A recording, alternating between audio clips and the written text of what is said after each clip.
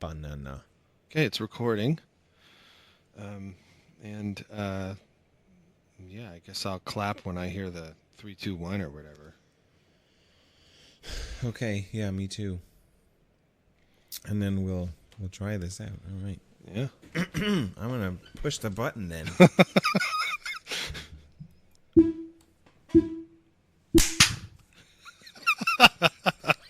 Boop boop boop. Joe Rogan. Oh, this is the Dawdlers Philosophy Podcast again and again and again. I'm Ryan. I'm Harland. Welcome. Yeah. We're Dawdlers.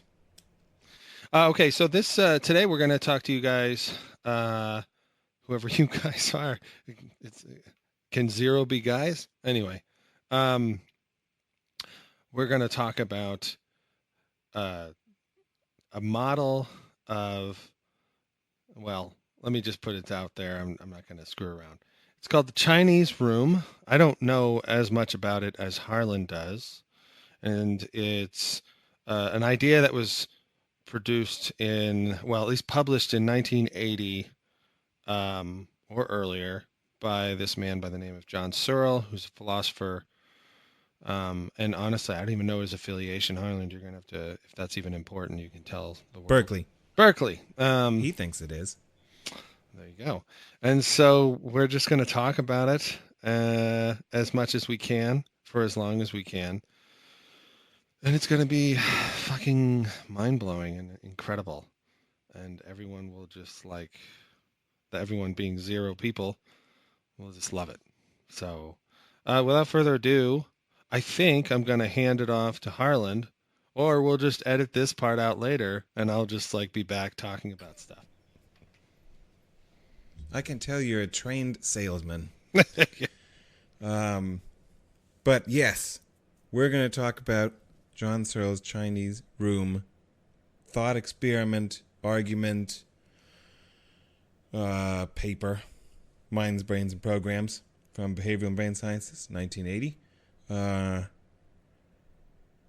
Henceforth, as we'll get to eventually, Searle still stands behind, as far as I can tell, every word of this paper. But might as well jump right into it and get to the argument. So I'm going to do a bit of verbatim quoting to just let Searle present his argument for you, and then we'll see if we can get Ryan to get it, and we'll see if we can agree that we know what he's saying. So from his abstract, Searle clearly states that this article can be viewed as an attempt to explore the consequences of two propositions. 1. Intentionality in human beings and animals is a product of causal features of the brain. 2. Instantiating a computer program is never, by itself, a sufficient condition of intentionality. That's what he's going to prove. That's what this argument is all about, in Searle's own terms. What is intentionality? We'll get there, right? Or we'll try. We'll hope. It's our intention. Right, so, yeah, and it doesn't mean that, but it's our intention, indeed. Okay, so to get into the big long quote, here is Searle giving us the Chinese Room. Quote, suppose that I'm locked in a room and given a large batch of Chinese writing. Suppose furthermore, as is indeed the case, that I know no Chinese, either written or spoken, and that I'm not even confident that I could recognize Chinese writing as Chinese writing, distinct from, say, Japanese writing or meaningless squiggles. Now suppose further that after this first batch of Chinese writing, I'm given a second batch of Chinese script, together with a set of rules for correlating the second batch with the first batch. The rules are in English, and I understand these rules, as well as any other native speaker of English. They enable me to correlate one set of formal symbols with another set of formal symbols, and all that formal means here is that I can identify the symbols entirely by their shapes.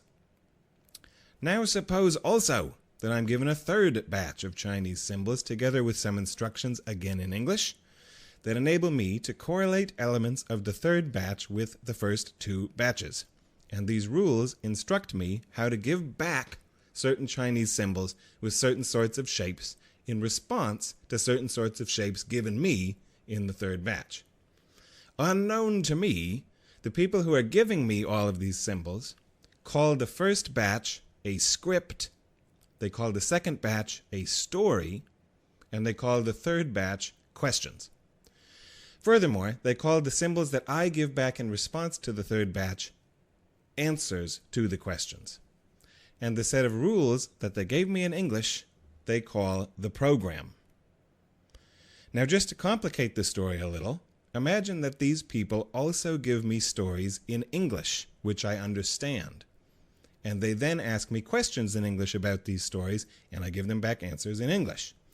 Suppose also that after a while I get so good at following the instructions for manipulating the Chinese symbols, and the programmers get so good at writing the programs, that from the external point of view, that is, from the point of view of somebody outside the room in which I am locked, my answers to the questions are absolutely indistinguishable from those of native Chinese speakers. Nobody, just looking at my answers, can tell that I don't speak a word of Chinese. Let us also suppose that my answers to the English questions are, as they no doubt would be, indistinguishable from those of other native English speakers for the simple reason that I am a native English speaker. From the external point of view, from the point of view of someone reading my answers, the answers to the Chinese questions and the English questions are equally good. But in the Chinese case, unlike the English case, I produce the answers by manipulating uninterpreted formal symbols. As far as the Chinese is concerned, I simply behave like a computer. I perform computational operations on formally specified elements. For the purposes of Chinese, I am simply an instantiation of the computer program. It seems to me quite obvious in the example that I do not understand a word of the Chinese stories. I have inputs and outputs that are indistinguishable from those of a native Chinese speaker, and I can have any formal program you like, but I still understand nothing. For the same reasons, any given computer program understands nothing of any stories, whether in Chinese, English, or whatever. Since, in the Chinese case, the computer is me, and in the cases where the computer is not me, the computer has nothing more than I have in the case where I understand nothing. Unquote. You sound like we watched a video and you found a way to sound like him, which was great. Well, yeah, we need to do a little, got to spice it up with some impressions and whatever. Right, yeah. To get through a quote that long. His cadence and all that, you captured it. He's a distinctive speaker. Yeah. So that was the long version of Searle's version of the Chinese room. I take that to be this shorter and numerical argument. So premise one is Searle is placed in an enclosure. That's one of the things we need. 2, Searle is given 3 batches of writing and a set of formal correlation rules and instructions. The rules or instructions are in the language that he speaks natively, and the 3 batches of writing are in a language that he can only interpret formally. Number 3, Searle does not know Chinese. Number 4, Searle understands English. 5, Searle is asked questions in English and responds as a native speaker would. 6, Searle is asked questions in Chinese and responds as a native speaker would. 7, Searle's English responses are the result of being a native English speaker but 8 Searles Chinese responses are the result of performing computational operations on formally specified elements according to a program. And then we can see if we think 5 and 6 and 7 and 8 are any different, right? 9, Searle, while programmatically performing these formal computational operations on Chinese writing, does not understand the stories written in Chinese. That's the Searle premise. The whole thing, I think, hinges on that and whether we're willing to accept it. Is it correct that while performing the computational operations, he does not understand Chinese? Because 10, while performing the native speaking of English, he does understand the stories written in English. Those two are the hinge propositions, I think. Mm-hmm. And then no computer programmatically performing formal computational operations on any language is relevantly different than Searle operating on Chinese. I think that one's fine. I'm willing to, buy that maybe. Right? So the conclusion just being no computer formally performing computational operations in language L understands the stories written in language L. And I now realize that wasn't all that much shorter. But, so... I sent you over the paper, and you tried reading the paper, and then I just spouted all this at you. What do you think you get it? What do you think? You got the Chinese room in your own words? Well, I would if there was one part that I'm not quite clear on, and I've read it a number of times, and apparently you philosophers get it, and I just don't.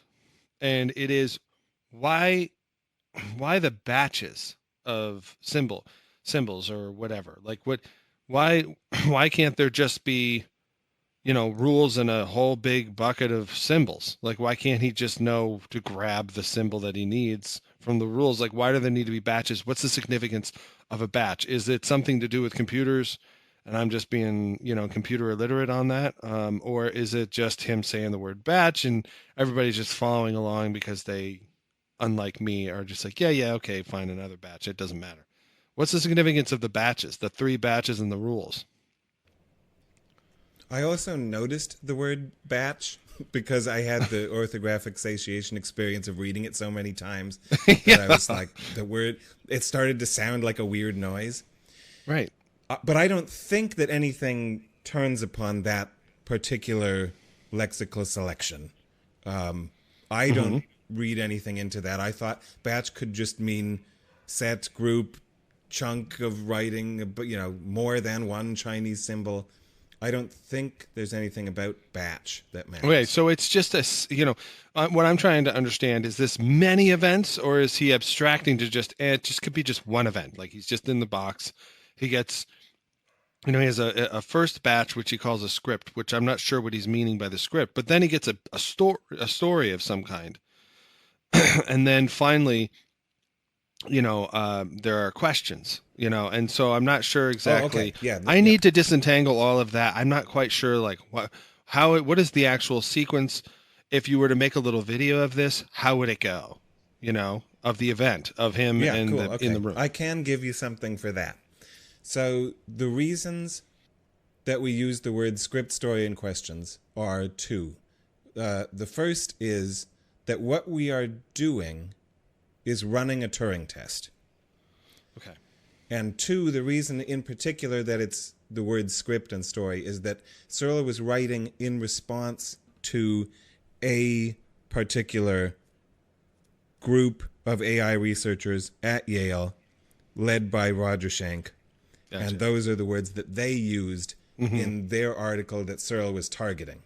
So what Schenck's strategy was to make their little AI, and this is back in the days when things like that ELIZA pseudo-psychologist program were being written, where they pick up on certain keywords and then put those into some canned phrases with a couple of fill in the blanks or whatever to kind of approximate or trick the interpreter into thinking that they knew what was going on. Schenck would write scripts about what is it like to go to a restaurant. You meet the host and they take you to your table and you sit and you wait, and then the waiter comes, and then so that there would be this list of what happens. And then they would give the program the story, a particular story. The script is a more abstract thing that just describes restaurant experiences. The story is about one day at one restaurant. You go in and you sit down and you order a hamburger. They bring you a hamburger. Then the person angrily stands up and yells at the waitress and leaves. And then you ask the program questions that have information that was not directly contained in the story, such as, did the person eat the hamburger? Right. It can't just go back to the text and look that up. It has to somehow infer, no, it didn't, because if you angrily leave and say it was burnt or whatever, then you haven't probably eaten it. So that's where that's a bit of the background. So then you were saying, describe like a movie of what happens. Yeah, might as well. Yeah, because yeah. Go ahead. A bunch of computer programmers in white lab coats the night before are prepping this room. I kind of envision it in a clearing in the forest, and it's this little like one-room schoolhouse type thing, maybe even with a steeple on it, whatever. And they go in there, and they're carrying heavy boxes, like file boxes, that you can assume are laden with lots and lots of paper. And they're stacking them up in there in little IKEA bookshelves with all the squares. And then they set this big table up, and then they, maybe even put a keg of beer in the corner or whatever, and some snacks. These are humanitarians. So then they know that next morning Searle's going to come, and so he shows up and everyone claps as he walks down the aisle of all the programmers and down the red carpet. And he goes in the room and they close the door, and then they put about 6 bolt locks on it. So he's in there, and there's just a little postal slot in the door. Is all that otherwise it's just a breathing tube. Yeah. One of them carries forward a small file folder where there is a batch/stack of 5 pieces of paper, each of which has, we do large print because Searle's getting old. They have about 4 Chinese characters on 5 pieces of paper, whatever, and we slide that through the slot and begin to wait. So eventually, they slide the file folder back out the postal slot with new Chinese symbols on it. And let's say that what the symbols that were slid in meant is, something about, what did you have for breakfast this morning? And then the thing that comes out is, oh, thanks for asking. I had a delicious Denny's moons over my hammy. And they say, oh, okay, well, that makes sense. That seems like a legitimate response. And then they continue asking questions. So what these people outside are doing is running a Turing test. They want to know, is whatever black box, whatever's inside this black box, can it speak Chinese? Does it know Chinese? Does it understand Chinese? All these different characterizations. That's a lot of okay. Let me just stop you real quick. But, yeah. Hold on. Why don't you give a quick thing about what the Turing test is, just in case? Is that okay? Good idea. Yes. Okay, so Turing test, like 1940s? Is that when this one was published? I think so. Computing Machinery and Intelligence, Alan Turing. It was sort of the way I interpret it, it's like a replacement for various, what he considered unfair requests by skeptics. Can a computer think? People used to ask. Mm-hmm. And Turing was like, well, I haven't heard thinking operationally defined to the extent that I would be able to prove it to you. I don't know what you want it to do. You want it to think, okay, well, what is that? I'm a scientist. I just can give you operations, and you haven't defined thinking. So let me try to help you. Let me design a test that everyone ought to agree indicates that the computer can do something interesting. We don't have to argue about whether it constitutes thinking or not. But what's something that everybody would be interested in? Well, I think that it would be pretty interesting if a computer could maintain a conversation in natural language with a human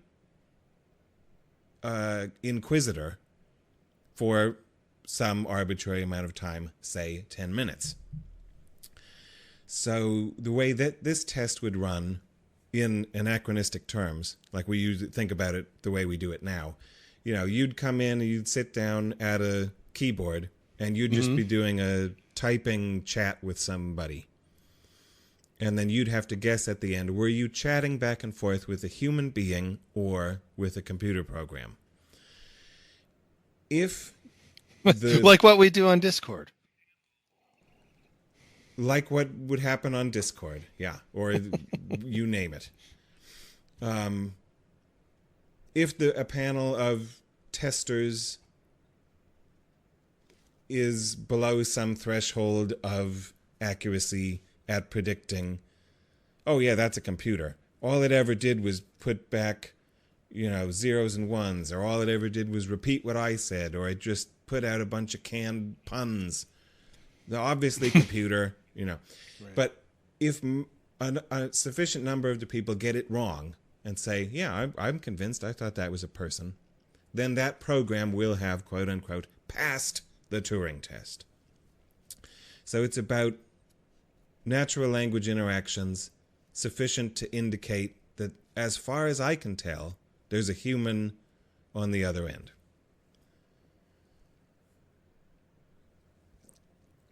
So that's what the Chinese room is being asked to do.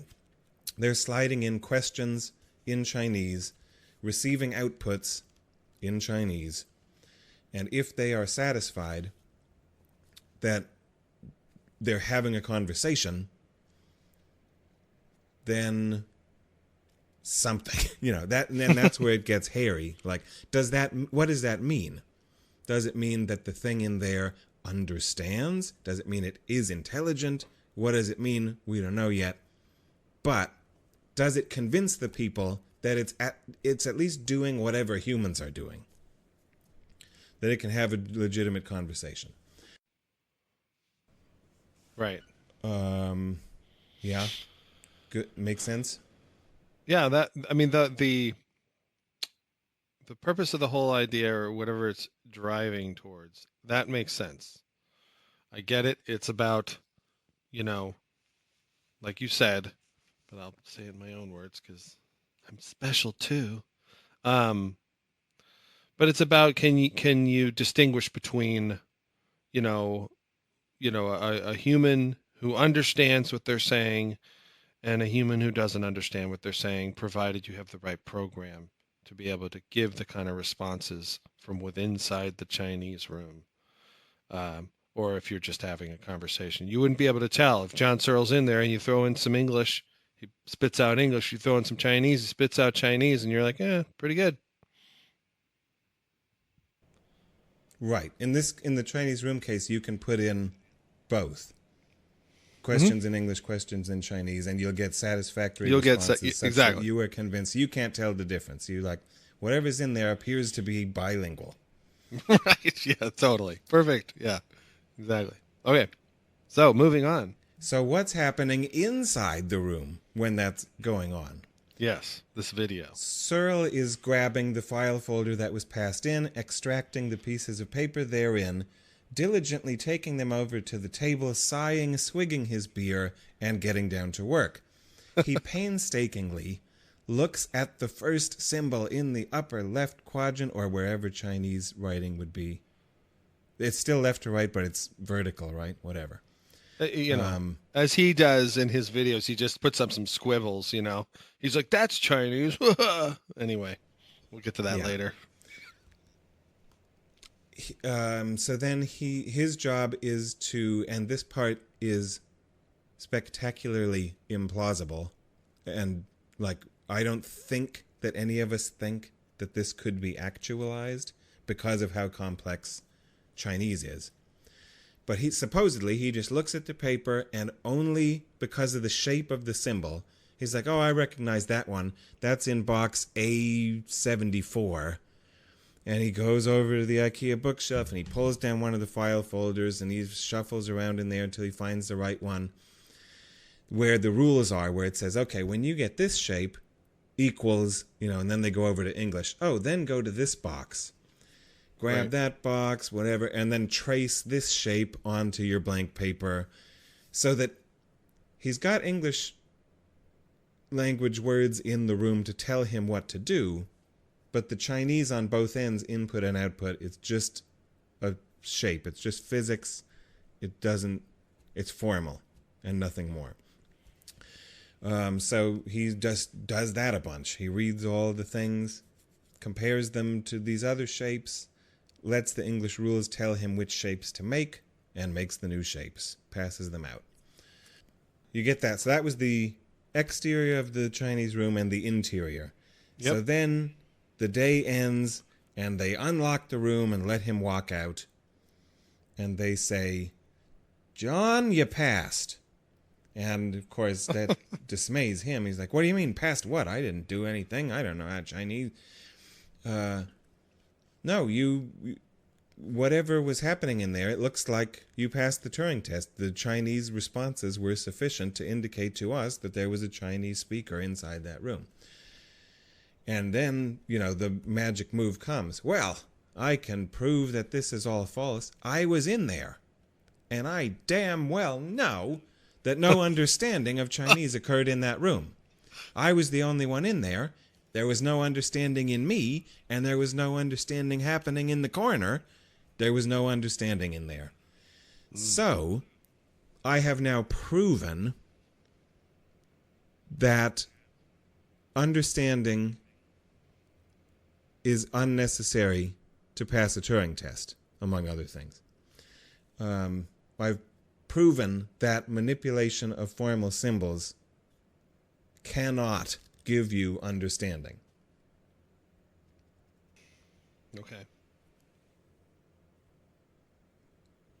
Good old John. Good work. All right, you don't sound like you're digging into this yet. Well, I mean, I have my issues, of course. I'm waiting to pull them out at different times because I'm never sure exactly when is the best time to talk about it. The Chinese room, I'll just say right away, just because I think it's ready for this point that I don't know. It all seems so tortured, like the whole thing. Like, for instance, has anyone ever made the remark of like, gosh, those people who put in the Chinese letters, they're waiting an awful long time for John to get back and, to spit out an answer.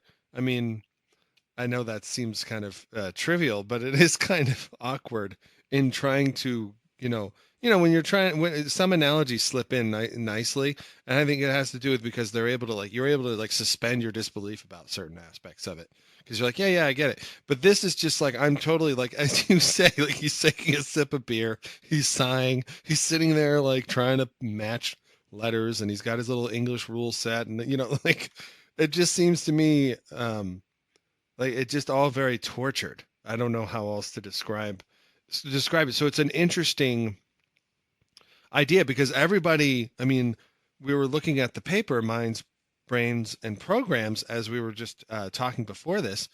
And there's like maybe 7 pages of John Searle just giving his bit about what's going on. And then there's like 40 some odd pages of responses by people. And it's just like, and they all have something different to say, like it's just an interesting thing.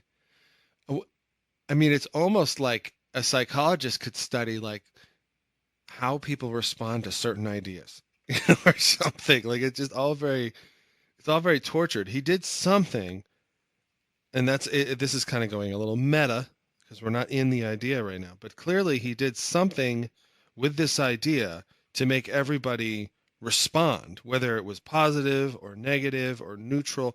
They had some little quip.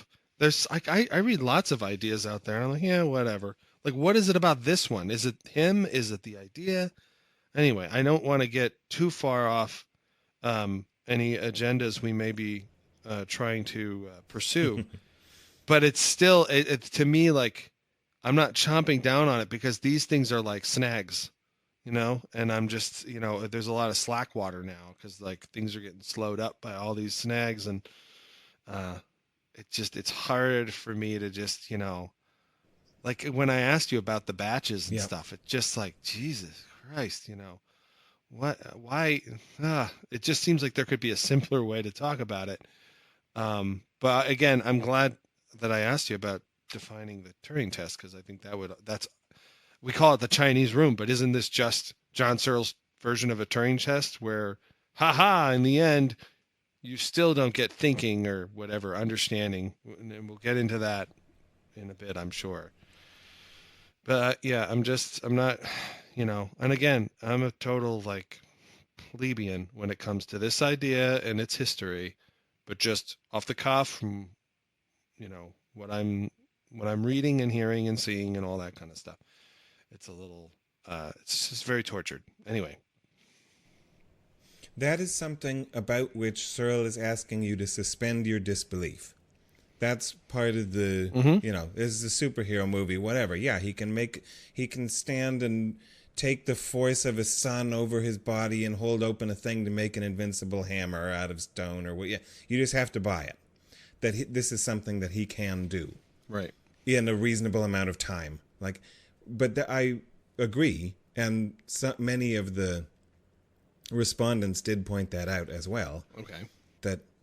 Okay, you can say that, but you are not appreciating the complexity of that task, and maybe our intuitions would differ if we took various parts of it more seriously. But from Searle's perspective, he's just requesting that you don't get hung up on that and just accept it. And I assume he would say something like, yeah, whatever, it would take me a long time and I would be sipping beer or whatever, but I'm a bad computer. The computers we have nowadays can do X number of million computations per second or whatever, so what would take me a long time to shuffle over to the box and dig out the piece of paper is a lot quicker for an electronic digital computer. To be like, okay, well, the pointer is toward what memory location and what's registered there. Yeah. So you're not supposed to get hung up there. Oh, well, I did. I'm sorry. And other people did. And yeah, we'll, at least Dennett and Hofstadter both mentioned that in various respects. That's just one of those practicalities that us philosophers want you to glide over. Well, my question is, does he actually say, like, no, just for the record, or is it just he just go into it? And, you know what I mean? Like, what? Does he ever admit that this is explicitly ridiculous state and would never that it's be a ridiculous able to happen? premise? Yeah. No, he doesn't, does he? I kind of think he does. Where? I'm briefly looking through to see if I highlighted it. Okay. That'd be good, because then I think that's important to know. You do? I do, only because I think it provides a sense of awareness from the person who's putting it out there, because one of the things that I understand about John Searle, and we can get into this later. I'm not sure if this is something we get into now, but he's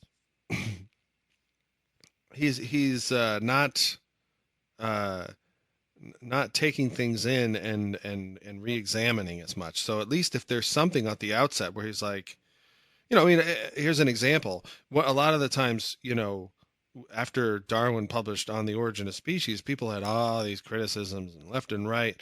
And he would often be standing there saying, well, I didn't say that it was the only mechanism for evolution, or, you know what I mean? Like And you go back and there he is. He says, he's like, there could be lots of things. This is one. I think it's pretty powerful, but nonetheless, I'm not saying it's the only one. And it's there in the originals and all that kind of stuff.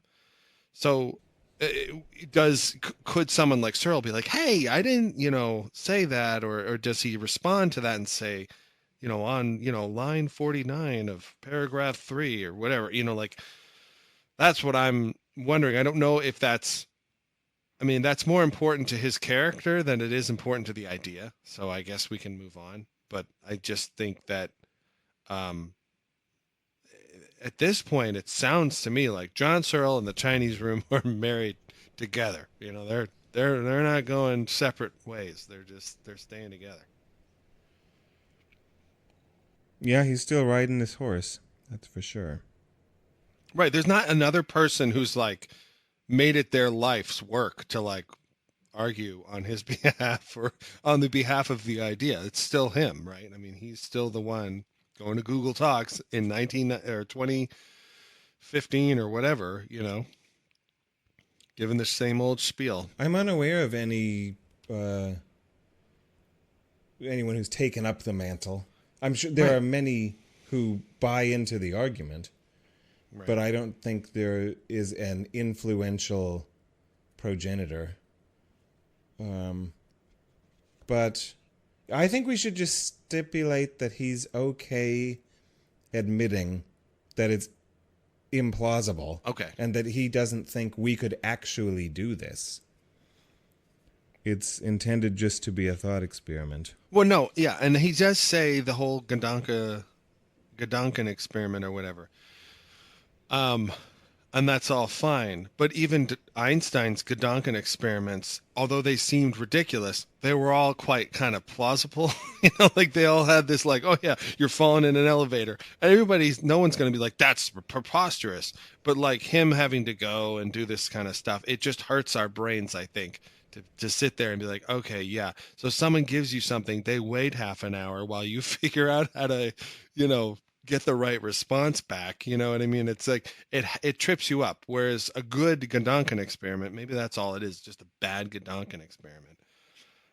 You shouldn't get snagged up on anything. You know what I mean? Like it should just move freely from the person saying the words or writing them to your brain, and you should just quickly not get hung up on anything. We're spending obviously too many precious minutes on this little part.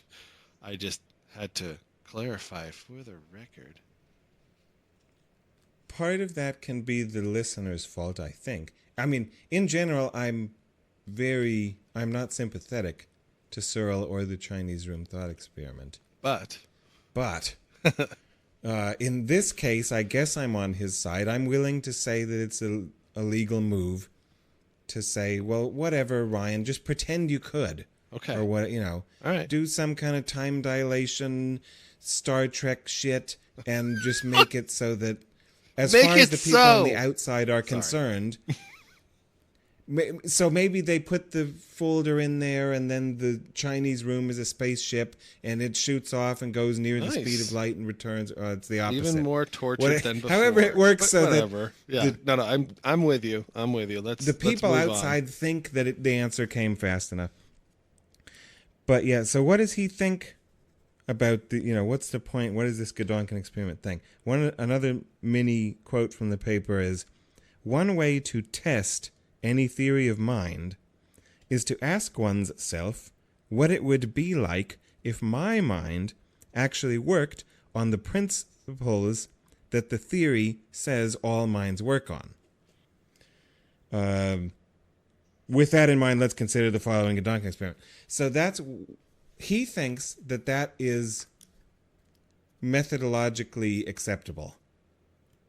He thinks that is literally a test of a theory of mind. Ask oneself what it would be like if my mind was like that. And the way to ask that question, or a way, is to do one of these, as you are stressing, far out, impractical thought experiments. Well, to me, that's dubitable. I wouldn't say it's far out and impractical, because I think Gedanken experiments are fine. Like, I don't have an issue with Gedanken experiments. I don't think they themselves are far out and impractical. But is this one of your other points, or did you want to move on? Because I'm totally fine with just moving on. I just had to state for the record, and if there's a objection and it's sustained or whatever, I'm fine. Mm-hmm. No, yeah, I meant that this is another thing I intended to talk about. Like, what is this move? And do we want to accept it as a move? That this is a way to test a theory, to describe a situation that you cannot actualize and see what you think about it, what your intuitions are. I mean, well, I know what I think, but I mean, I want to let you continue. Yeah, tell me what you think. Well, I mean, it's one thing to say, hey, think about this, and this is kind of something I think we should chew on. What do you guys all think? But to me, it sounds like the result of that test is that it passes like his idea somehow as a test passes the test, and then therefore is a definitive way in which, or definitive example to use or point to and say, yep, can't do the Turing test with, computers because, they don't understand understanding. It seems to me anyway. Now I could be wrong, so clarify if I am. But as I understand, with say something like a Gedanken experiment with Einstein, it was just a way to visualize the problem. It wasn't the problem. It was just sort of like how he got into the thing and then, explored it through mathematics and put out there that, hey, maybe there's other ways to test, like, okay, well, light bending around the gravitational field of the moon or whatever, and so that's all that seems like it was. This sounds like he's saying, oh, this is the test, the Gedanken experiment. I need not go further. This isn't to, poke the monkey and get people talking, because I think it needs to go in this direction. It sounds to me like he says, I did the test. This is the test. It passed the test and, I'm done. I don't know if I'm wrong about that, but that's what it seemed like. Clarify. It seems like that to me as well. And I agree that all right. To the extent I understand what Einstein was doing and the way that he used thought experiments, I agree that they use them differently. That in physics, perhaps, or more often in physics than in philosophy, thought experiments are a part of a process, and they can perhaps be inspirational or crutches in various ways, but you don't stop there. You use that to get inspired and develop something that then can be tested empirically and otherwise. But for Searle, this is the whole package. Right. This is it. He thinks that this itself refutes strong artificial intelligence. It's enough. And it is enough. This is it. This is an argument. And I don't think so. One of the respondents, Ned Block, pointed this out as well. He wrote, at best, intuition reveals facts about our concepts. At worst, facts about a motley of factors such as our prejudices, ignorance, and still worse, our lack of imagination. An argument such as Searle's requires a careful examination of the source of the intuition that the argument depends on, an examination that Searle does not begin. I think he's right about that. That, this entire argument to me is just, I think this is the first place it was coined, I don't know, where Dennett made this word intuition pumps. Oh, At least really? he uses it here. I think this is Interesting. the first place. And the that's all this thing is. It's not an argument. Or if it's an argument, it's a bad argument. It's just a way to, like you say, poke the monkey, to provoke intuitions. And Searle seems to not even address these questions that Bloch wants him to. All right, well, how does intuition work? Where does that come from? Is it just prejudice? Is it just lack of imagination? Or, and Searle doesn't, to my knowledge, talk about that. Definitely not in this paper, and I don't think anywhere.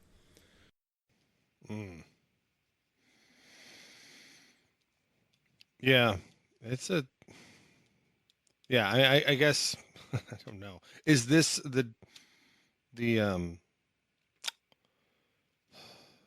like the superficial difference between armchair philosophy and lab rat science, or like what the thinking and the doing aspects, it just gets divvied up. And so for the philosopher, the canonical characterization of a philosopher or whatever, this is all they got to do, like is this a fulfillment of those dichotomies or something like that? And each are equal in their weight, upon which we build, our understanding or knowledge or whatever. That's kind of what I'm also wondering is there a different principle involved? And that's why for someone like Einstein, it doesn't stop there. And for someone like Searle, it does. So that's some insight I don't have. I just have the questions about it. I think this is among the worst examples of the pejorative use of armchair philosophy. In the 2015 Google talk that we also watched, Right. Searle virtually brags about his ignorance regarding computers, programming, and the field of AI. A lot of when things. this was written. Chinese. He was saying that, and obviously Chinese, but that's, less. I know, but it's just a symptom of a problem. Problem, yeah. But that I was invited to give a talk somewhere, so I went to a bookstore and grabbed a book about AI. I didn't know anything about this stuff. Jesus. I mean, that's not good, buddy. But he, right. It's part of his style, I guess. I maybe the rhetorical move that he's making there is, your ideas, strong AI proponents, are so easy to refute that even an ignoramus such as me can destroy them with hardly trying. I don't even know anything, and I can break it. Yeah. I seem to recall that in the pacing back and forth in that Google Talks 2015 lecture thing that he did. There was that element. That was a pretty big element, I thought, of what he was saying. You know what we can do? We can say this now. Well, we'll link it on the website. Okay. For all these 0 people that are hearing this. Yeah. If you want to see it. None of you. We'll put this paper and some videos. We'll link it on the website. Sure. Yeah, so this intuition pump thing from Dennett. Dennett writes in his response, Searle's arguments I consider sophistry. ... What one might call an intuition pump. A device for provoking a family of intuitions by producing variations on a basic thought experiment. Not typically an engine of discovery, but a persuader or a pedagogical tool. And that's what a lot of people think that this Chinese room argument is. It's better labeled an intuition pump than an argument. Yeah, no, I mean, it's a, I would not put it as an argument, and we can define what we think an argument is. And once we did that, I think most people listening, that 0 number over there, would be like, yeah, that makes sense because way you guys think of an argument and this thing that he's talking about just sounds almost more like a story. It has that element to it. All right. I wonder what you think of. I'm going to pretend that we've established the argument, or what the thing that Searle made. We know what he was saying.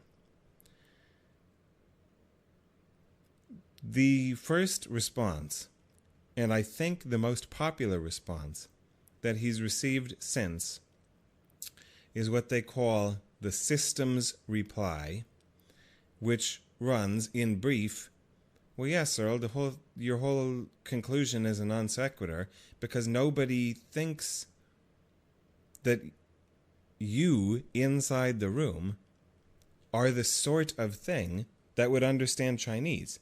If anything understands Chinese here in your own story, it's the system as a whole. It's the room. It's you as the CPU in the middle, plus the memory in the file cabinets, plus it's the whole deal.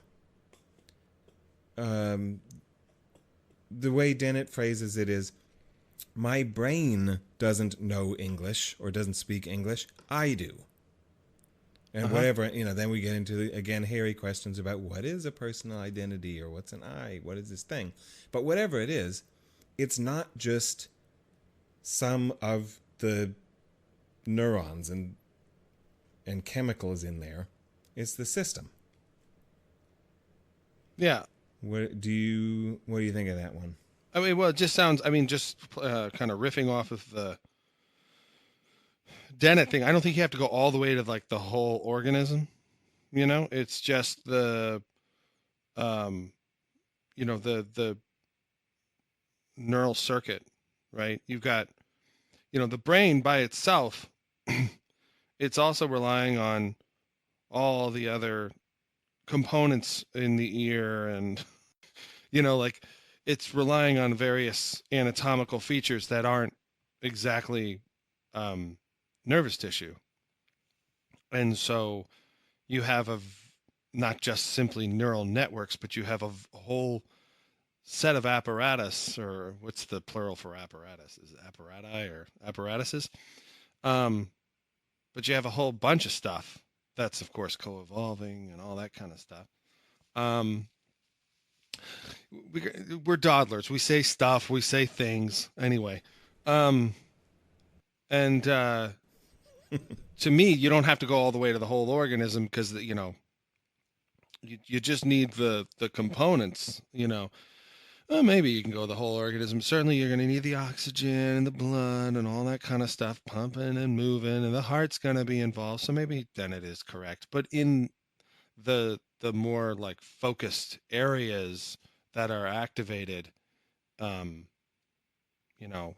like it's not just the brain, it's, the ear bones, it's probably even just to an extent, like the little hairs that might be going on in your ear, and, lots of little things that we, that are diminishing for sure in terms of their influence on the whole system and its ability to function in a particular way. But definitely there's a whole, that's the system. I kind of get that from like an organismal or even like just neural circuitry kind of perspective. It seems to make sense to me. What would you say speaks English?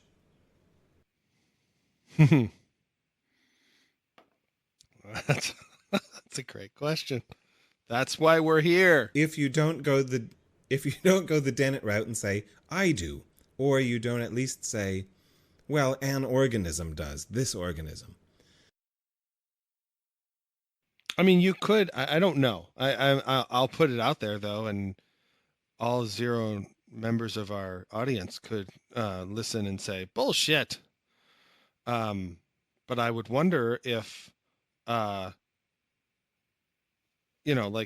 it would just be the neural circuitry apparatus between, certain parts of the brain, like, I don't know, the speech production components of the neuroanatomical areas of the brain that do that.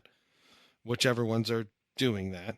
And then, just sort of the vocal apparatus, the tongue and the lips and all that. And all that's just sort of, activated. It's probably interacting with, the speech comprehension or the reading comprehension or whatever that parts of the brain act. And so they're probably hooked up to the ears or to the eyes or something like that. I don't know if you need your toes, but you definitely might need some of those things. And so maybe that whole thing, that system is what's like speaking English. I don't know. What do you think? I don't know why toes would even come up. Well, I'm just trying to say, like, the whole, like, I am speaking English. You know what I mean? Like, it's, I am thinking, like, the whole Because I don't think it... You know what I mean? Like, so I'm just saying, like, a portion of the organism is doing something, and another portion of the organism is doing something else, and that's what we call organs and circuits and stuff like that. Right? I can't like the say liver is not nothing because the liver's not pumping blood or something like that. You know what I mean? It's not the pump for blood through the circulatory system. So when you say, well, what's doing the pumping of the blood or whatever, I could be like, the heart, or something. Not, I am pumping the blood. That's my interpretation of the question and the answer that I guess I'm trying to analogize. Yeah. I mean, I agree. This is a good question. I don't have a clear and obvious and quick answer. But I do. I like the system's reply. Yeah, and I think it's a system. I'm not saying it's not a system. I like it too. Yeah. That and I don't know computers well enough to debate the fine points about, well, is Searle playing the role of a CPU or what precisely is he analogous to? But homunculus. Whatever it is, that little homunculus is not the thing that would even be understanding English anyway. You're shuffling the symbols so you don't understand. No, none of us thought you would. Right. The strong AI proponents are saying the room, the system, the whole thing passed the Turing test. So I don't really care when you walk out what you say. It is kind of irrelevant to me. Yeah. I yeah, right. I mean, well, that's maybe an inherent flaw in the whole I keep wanting to say story, but I'm sure there's a better word for it. The Chinese room. Idea. It works for me. But the whole thing about the idea/story, maybe an inherent flaw is that there's a homunculus in it, like there's a little man running around trying to do stuff, but this one doesn't understand anything, like he just, what the homunculus understands is, inputs and outputs and what they're supposed to do based on what they get, or whatever. Yeah. All right. So we'll move from there to, since this one's so popular and it was there early, Searle knew all about it even before he wrote this paper because he'd been touring around, blabbing the story. Touring around. Sorry. Turing. Nice. My response to the systems theory, writes Searle, is quite simple. Yeah, everything that you say is simple. You think that's a virtue. Let the individual internalize all of the elements of the system. All the same, he understands nothing, and a fortiori neither does the system. So he thinks that what many of the rest of us think is a very persuasive, powerful defeater has nothing at all. Whatever. Take the whole room and put it in the guy's head. And then for Ryan, who was bothered in the first place about the implausibility of the story, how do you like me now? Yeah, totally. Jesus. So now he just memorizes all those file boxes, and somehow they're still mere syntactical formalisms in his brain. But he, now you're supposed to suspend disbelief again and pretend that he can do that.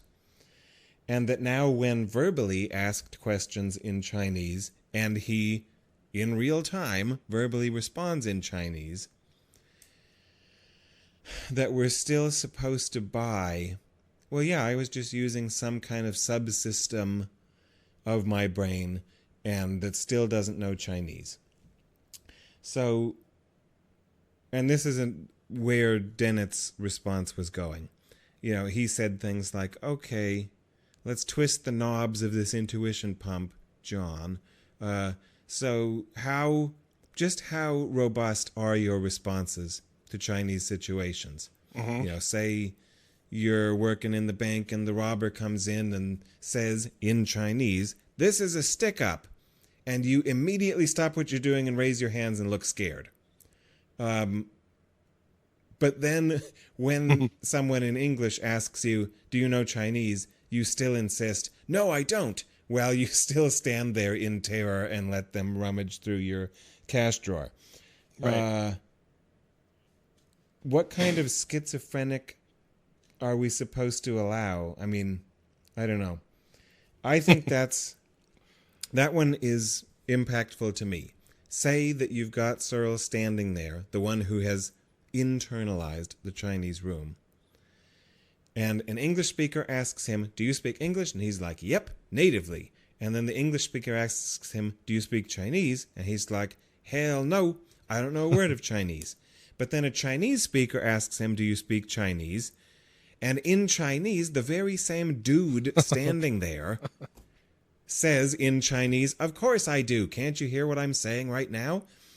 And we're supposed to prefer, my intuitions, and this is part of the danger, I think, of playing the intuition game and pretending it's an argument. My intuitions apparently differ from Searle's. If I were presented with that empirical case of a human being doing that, I would think that they were mentally ill. Searle would think, "Of course I'm not mentally ill. I'm just telling you I don't speak Chinese, and it's a plain fact." Okay, as I strap him into the straitjacket and take him away. I mean, what do you think about that kind of thing? Well, I thought it'd be better if in Chinese he was like, "Of course I don't speak Chinese, you idiot," or something like that. Well, if that's what the program indicated he should say, so sure, then you write the Ryan program, and then that's what he says. He says in Chinese, "I don't speak Chinese." Those are just different programs. Yeah. I this is one of those ones where I would just agree because, I'm already having an issue with the absurdity, as you mentioned, and now let's stick the whole room in my head. And, he can respond in English and in Chinese, but in English say he doesn't understand Chinese, but in Chinese say he does. That's just a contradiction. So I don't know. It's a plain fact. We're saying that, and we're saying it in italics because he writes and talks about plain facts often. Which is an area I'm hoping eventually heading towards. Because I don't want to miss out on that good stuff. Because that's one of the few things that stood out to me. Because being somebody who doesn't read this stuff very, very often, because I guess I'm not into the philosophy of mind, computer science stuff, AI. I'm not saying I don't enjoy learning about it. It's not something I'm, leaning heavily towards on a regular basis. So when I was reading some of his, even the earlier passages in the section that's just him writing about the Chinese room, I did notice there were some things that stuck out to me besides just, the batches. So I hope we eventually get to those. And I think they're along the same lines as the whole plain fact kind of thing. If you got somewhere you want to go, let's do it right away before you forget. What is under? I'm not gonna forget, but I can go into it if you want, I guess. Yeah.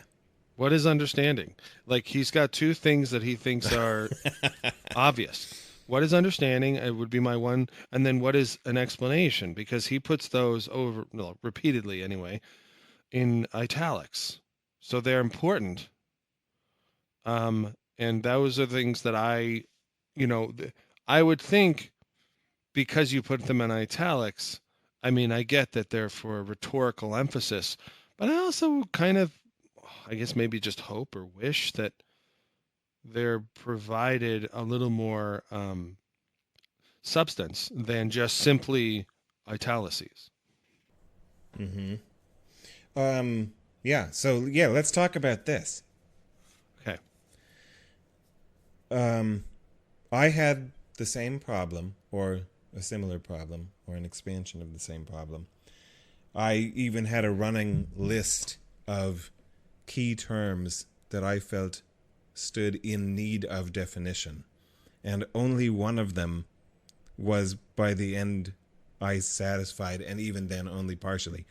I had on my list internal causal powers, if you remember him talking about those, understanding, like you pointed out, meaning, semantics, thinking, and intentionality. Intentionality is the one that did get a clear attempt at a definition. I'm still, even with that definition, I still don't really know what it means, but at least he played the game right on that one. Like he did attempt to define it. But all those other ones, I couldn't find them.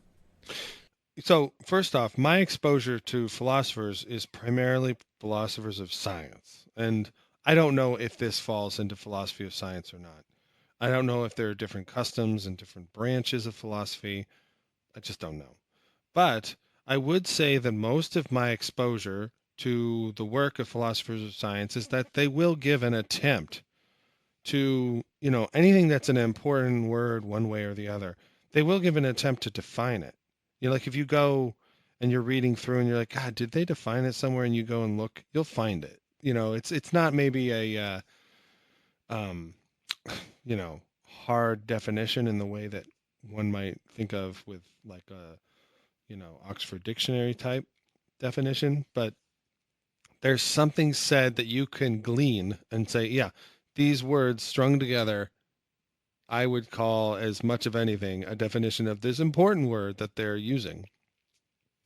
And that to me seems really natural. Like if something's important, you define it, again, this is going to be an absurd point to make, but it'd be imagined if like Darwin was like talking about natural selection. Everyone was like, what do you mean by this thing called that? He's like, I'm not going to define it. Like it just seems to me like, wait, like what is this thing that's so damn important?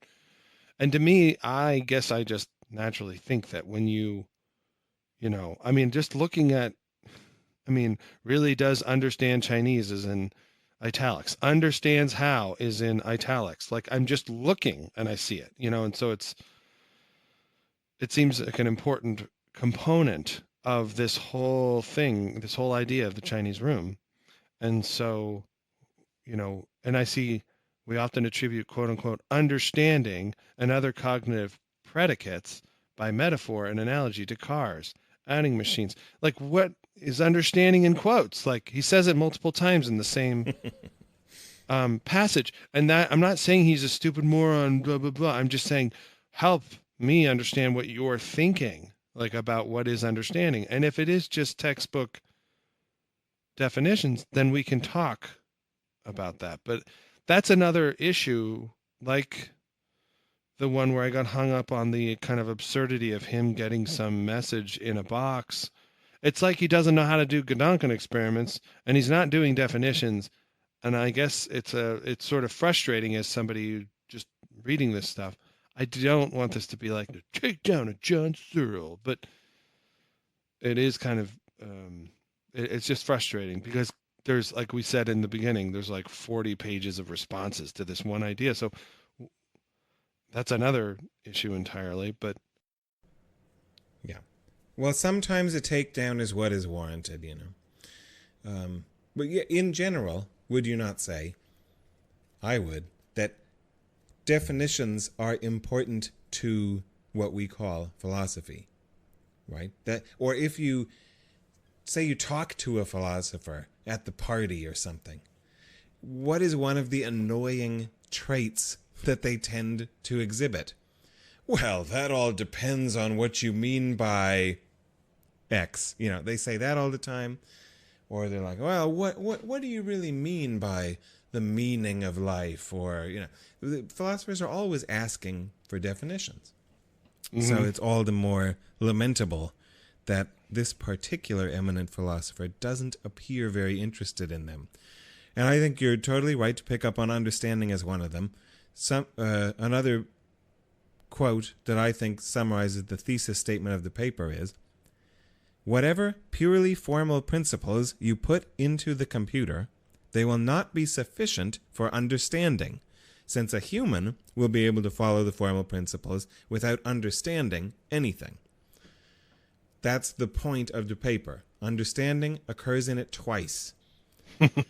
Understanding is never defined in the paper. Here is a paragraph where he talks about understanding, and it's almost an anti-definition. But first, I want to block some common misunderstandings about, quote, understanding. In many of these discussions, one finds a lot of fancy footwork about the word understanding. My critics point out that there are many different degrees of understanding, that understanding is not a simple two-place predicate, that there are different kinds and levels of understanding, and that often the law of the excluded middle doesn't even apply in a straightforward way to statements of the form X understands Y. ... To all of these points, I want to say, of course. But they have nothing to do with the points at issue. There are clear cases in which understanding literally applies, and clear cases in which it does not apply. And those two sort of cases are all I need for the argument. I think that pretty clearly states, you know, Searle's attitude toward the notion of understanding, his critics, and the institution of defining terms. He admits, many people have pointed out to me that understanding is complicated. And then he says, of course, I agree with all of that. Understanding is super complicated. And then he totally hand waves right in their faces and says, but all of that is literally irrelevant because there are just, you know, he doesn't say plain facts here, but he says clear cases. Same thing. There's plain facts, clear cases, where understanding applies and where it doesn't. That's all I need. I try to bite my tongue from adding, fuck you, because that's what I hear when he says that. Like, you want to question me about that? Fuck you, I'm giving you nothing. And, like, that's, you can't do that. He's trying to say that somehow there's a gradient up to a cliff's edge, and then after that cliff's edge, that's where the real contrast lies, in the clear case of I understand this to varying degrees, and then I simply do not understand the other thing or whatever. And he still doesn't define what understanding is, and so I don't know what he means. Like he gives, it's like a lot of stuff by example. Like he says following that, he talks about, he's like, I understand stories in English. To a lesser degree, I can understand stories in French. To a still lesser degree, stories in German. And in Chinese, not at all. That cursed Chinese. And to me, like, he's clearly saying, like, somehow by the time, you know, German is closest to the edge and then Chinese is off the cliff or whatever.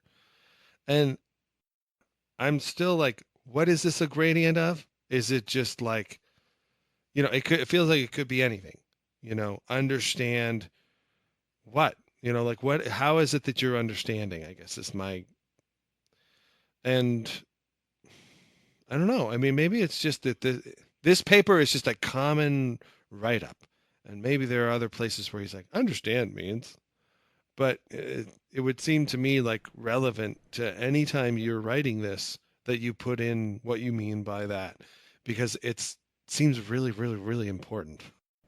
Right. If he had an account of understanding, he would either at least reference it, say, if you're interested to hear my complex account of what it means to understand, please see this paper. And he'd probably quote from it or have a definite... He's just not interested and doesn't feel he needs to. So if we're... This is where we can take a risk, right? A technological risk, and see if we can pull off bringing Searle into the podcast. See if it works. Because during the question period of one of these lectures, someone asked what I thought was a good question, and I might also ask this question of Searle, and it being, well, do you understand English? Like, can you prove to me that you understand English? And his response, or lack thereof, I find telling. Could you prove to me that you understand English? Yeah, I wouldn't bother. When I was in Oxford, many people doubted that I did. I happened to be in a rather snobbish college called Christ Church. And of course, I don't speak English. I never pretended to. I speak a dialect of American, which makes many English people shudder at the thought.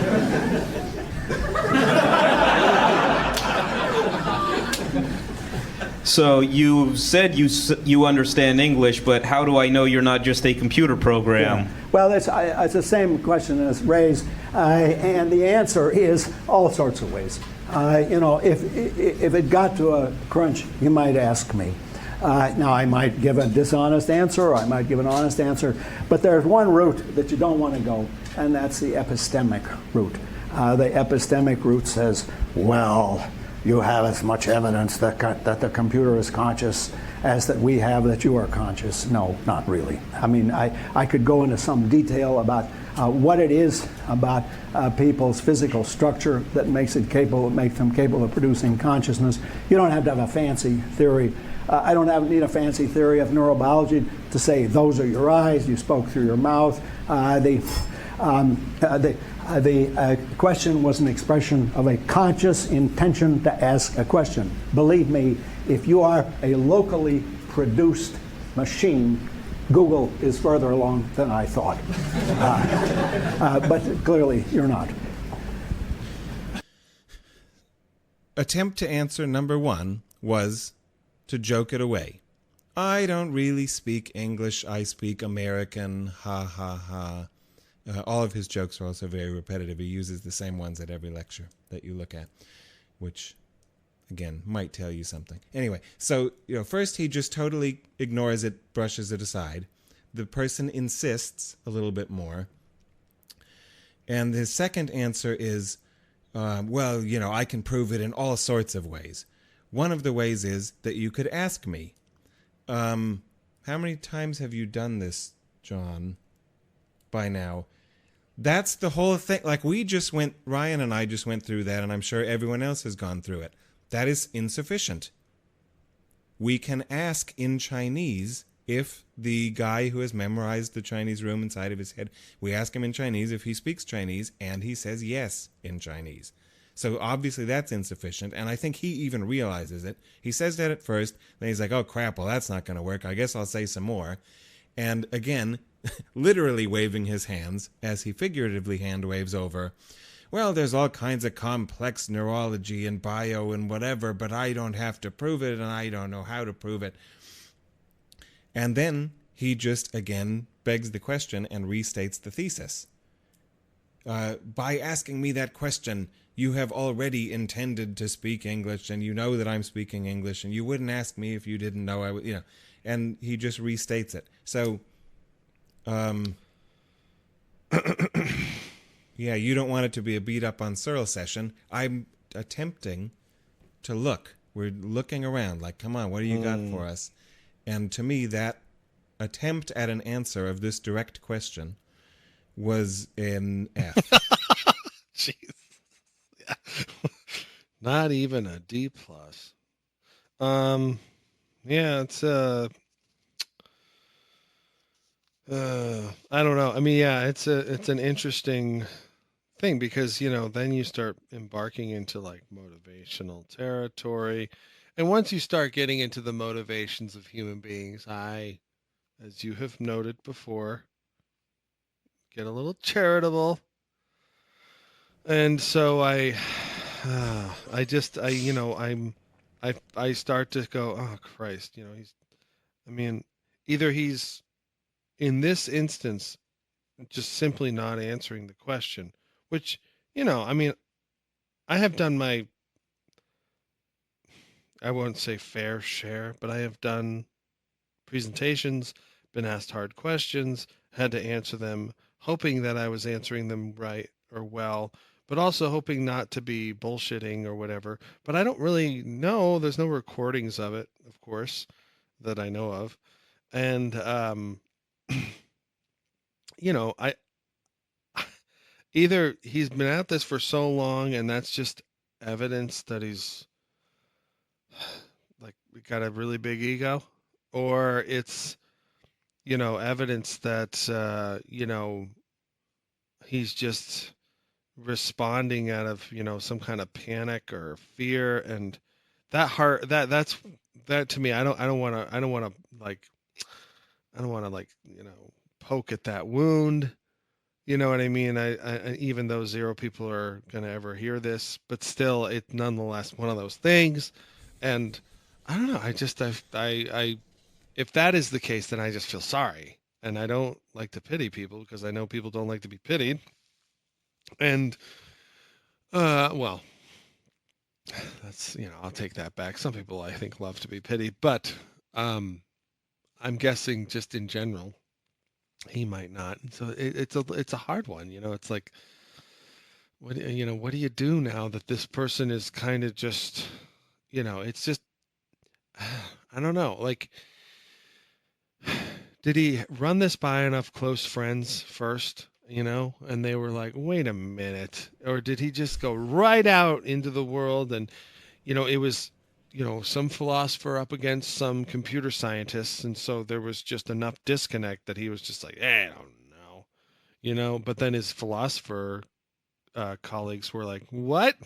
And then, yeah, 30 years later you're at Google and some 20 something's just like speak English and you're like, well, and then you joke it off. It's just all very sad. I don't know how else to put it. So I don't know. I don't, it's like the less I want to say, the more I say. It's just a ridiculous pattern to be in. Well, that makes us perhaps a good pair, that we have a different emotional response to these sort of things. If you get sad and pitiful, because I just get angry. You bastard. I really don't like it when people, make and remake bad arguments with extreme confidence and are successful doing so. That well, I mean, so me. long as Because, he's been, like, we're looking at this talk. Searles talks at Google, and there's all kinds of other ones on YouTube, whatever. To this day, he is reiterating this paper virtually verbatim. I see no evidence that he has altered either his rhetorical strategy or the content. So you're saying, did he run it by anyone? Well, I think by now he has. And that is interesting and curious to me. Maybe it's only a psychological question about one individual and therefore not very interesting, but how can anyone put forth an idea, argument, be rebuffed by most of your colleagues, and this, in the very first publication, it was accompanied by 40-some responses, where everyone from people like Ned Block and Jerry Fodor to people like Dan Dennett and Doug Hofstadter to people like Minsky and Hoagland, from every end of the spectrum, all disagree with you many in varying ways. And then subsequently in the 35 years, it would become uncountable how many times people have refuted the Chinese room. To have changed nothing.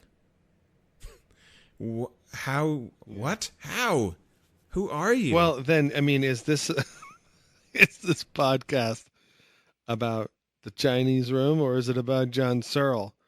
And to what extent, because, I mean, if the Chinese room, for instance, is just John Searle's take on, problems associated with the Turing test and computer science 1978 to 1980 or whatever time period he was thinking about these things initially.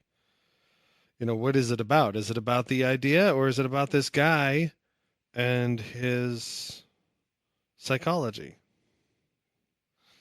To me, if it's about the guy and the psychology,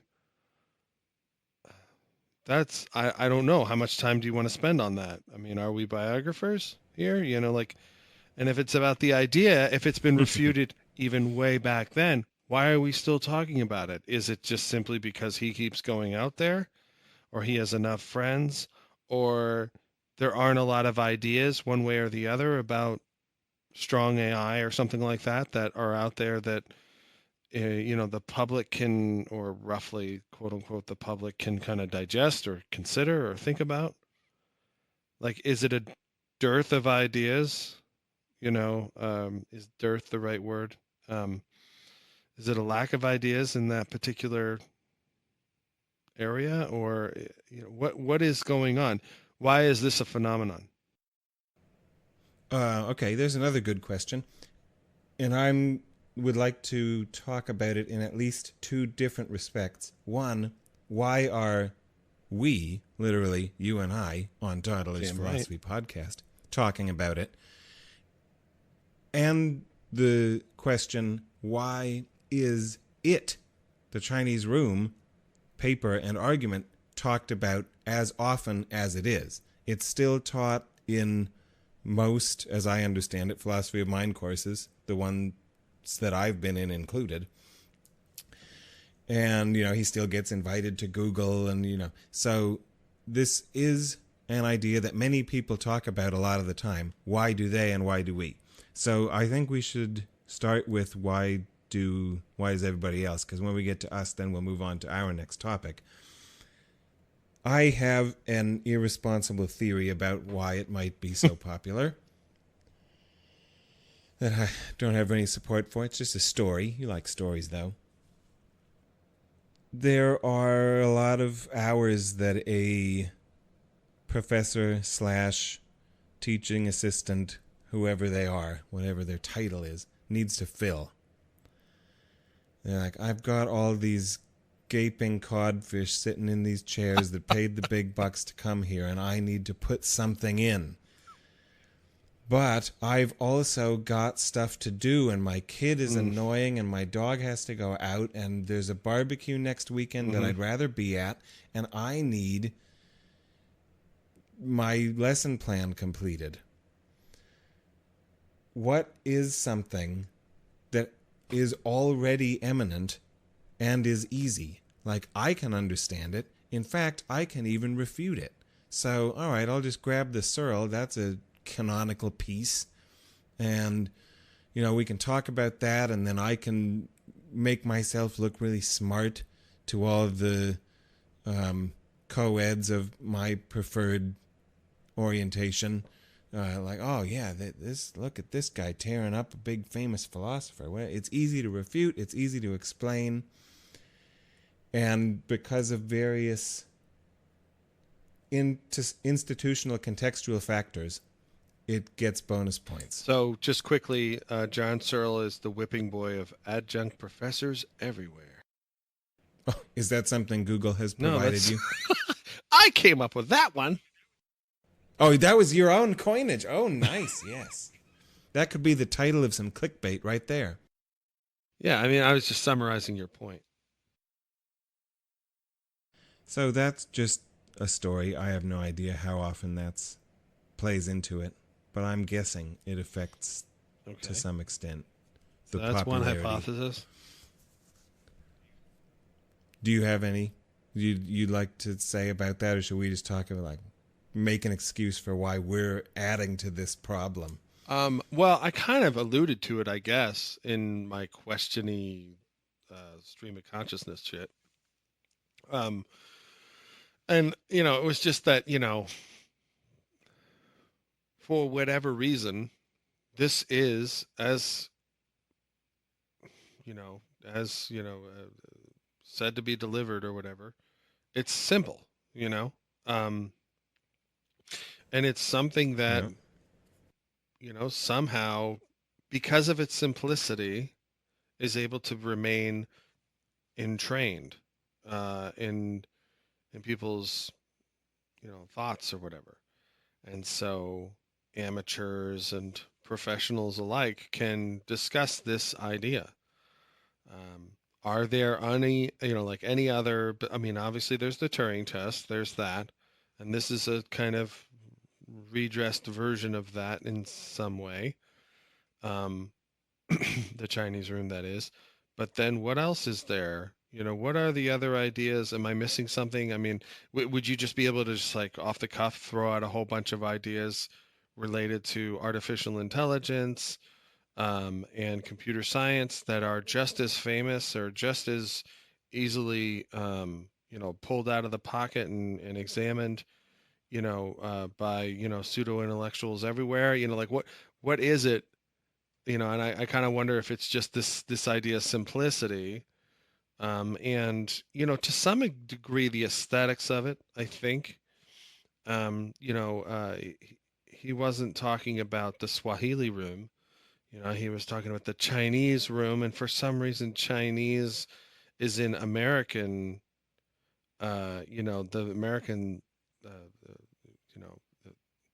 I don't know what to say, the American, zeitgeist or something like that. We tend to have that sort of as a big part of our, pop culture or whatever, and so it just seems like it jumps to the forefront more. I don't know. I mean, that's what I was thinking was part of it. Yeah, coincidentally, another one of the, you're asking what other analogous, similar examples are there. Another one is, and to what extent it's coincidence, is Ned Block's what they call the Chinese nation thought experiment. And that one's about well, what if you took everybody in China and hooked them up on a big phone bank and made them execute, and then you hook up a brain to a fancy fMRI or whatever accesses what the neurons did, and then you have everybody in China execute that same program. Every time a neuron fires, this person calls this person or whatever and gives them a message. And could you make the entire nation of China a consciousness if they replicated what a brain did? Anyway, that's just part of your zeitgeist. Is it? Because to me, I've never heard of that idea. I suppose all zero, listeners have heard of it perhaps, but I mean, maybe it's just a philosopher's thing, but I kind of think that Chinese room idea spills over into other domains of human endeavor and interest. I've never heard of the Chinese nation. Maybe I should have. You know what I'm saying? Oh, yeah. So right. Is it that there's there's ideas out there. The Chinese nation's one of them, but it nobody beyond. Oh, I think there's no dearth. Not that there's a surfeit either, but there are other ideas and plenty of them. But I think that simplicity is a big part of this, and probably not that you want to talk about the person, but he's got a thing, and it's going to have some appeal. There's some charisma there. There's some confidence, character, tons of confidence, attempts at comedy, personality. So having a charismatic champion, I bet, is part of it. Okay. Yeah, I think that's probably always going to be a big part of promotion with an idea.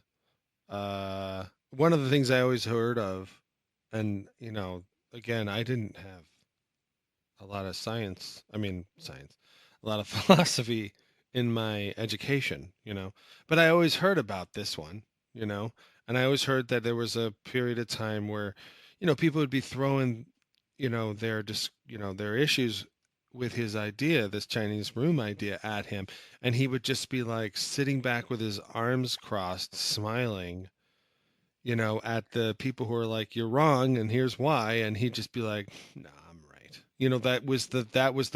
A complaint of the scenario. I don't remember where I read or heard that, but it's out there somewhere, I'm sure. And I don't know if it was a conference or something like that, where everybody's just like, "Dude," Um, and to me, that's kind of, how did I come to hear that? You know what I'm saying? Like, some of these people have, maybe it's a simple idea, and the individual has enough, whatever it is. It doesn't have to just be charisma. It could be like raw, incredible amounts of stubbornness, or is it incredible amounts of raw stubbornness? One of those. Yeah. But Seems to and have that too. kind of thing. I mean, because the stubbornness would either be there because he just keeps like getting asked the same questions, and as you were accounting, still keeps responding in the same way. This is one of those weird ones because it is kind of like, well, I don't mind that ideas are associated with particular individuals.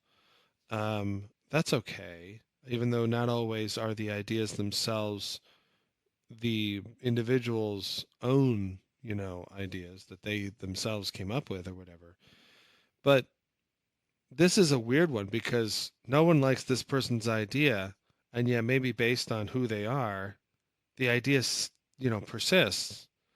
It's odd. It's not, if it is truly something worth forgetting or whatever, or not worth forgetting, but just like worth not adopting, if it's a lesson in and of itself of like, hey, this is one way we went about it and we don't agree with it anymore or something.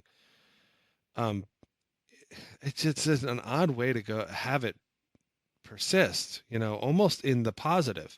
People call it the Chinese room. They don't call it like the Chinese room fallacy. It's still the Chinese room. You know what I mean? Like, and oddly enough, if Dennett came up with would that it intuition were pumps called a as a fallacy. response to this, then it obviously is having some positive impacts. Like, it's just all a very weird thing, and it probably requires the gaps that I have on this matter are clearly where I'm just sort of flabbergasted as to like how this just keeps going. Because I obviously, have another explanation for you. Excellent. You want another one? I sure do. Its conclusion accords with common sense / what many people want to believe. Humans are special. Yeah, Computers for sure. will never be able to do something like protectionism and exceptionalism, and and since that position is poorly argued, maybe this is one of the best arguments in its favor. It still sucks, but if it's what people already want to believe, and this is as good as the arguments get, then that would be a reason for this one to be around. Yeah, no, I that's perfectly interesting to me as far as an explanation or a speculation or whatever we want to call it.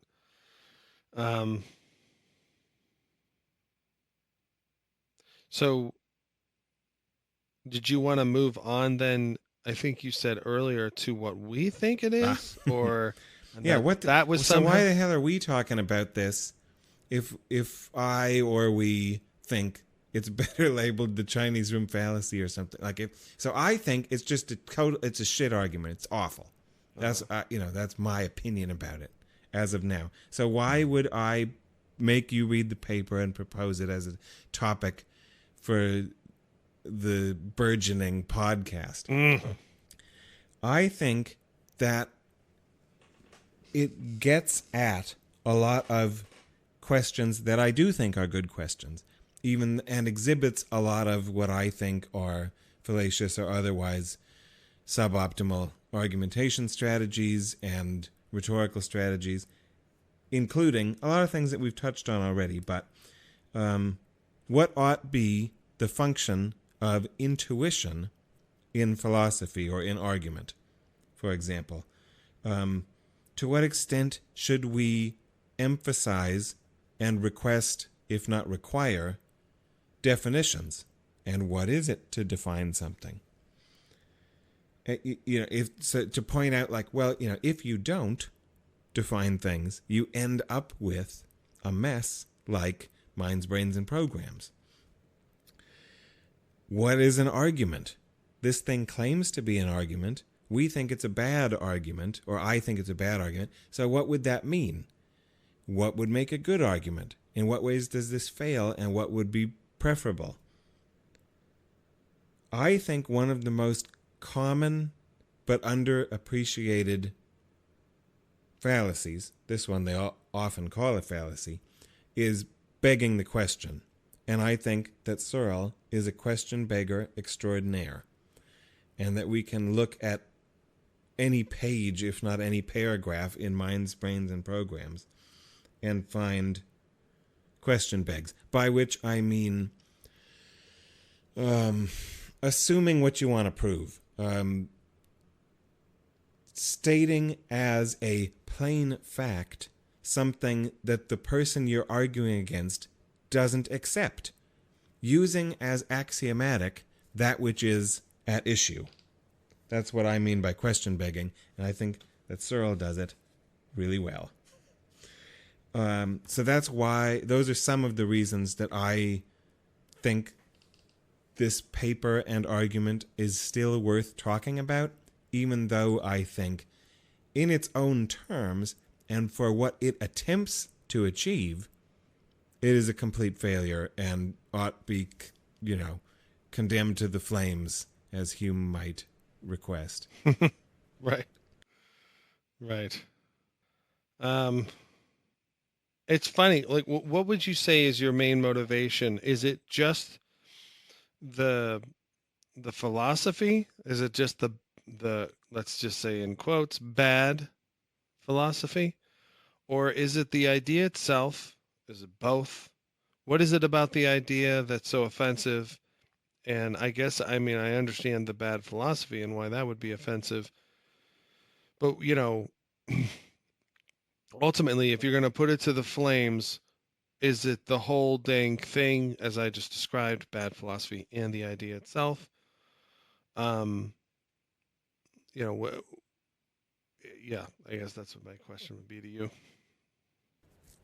I would have to work hard to think of the pros, of the benefits, of what I would want to say, what I think is salvageable or useful in here, if not as a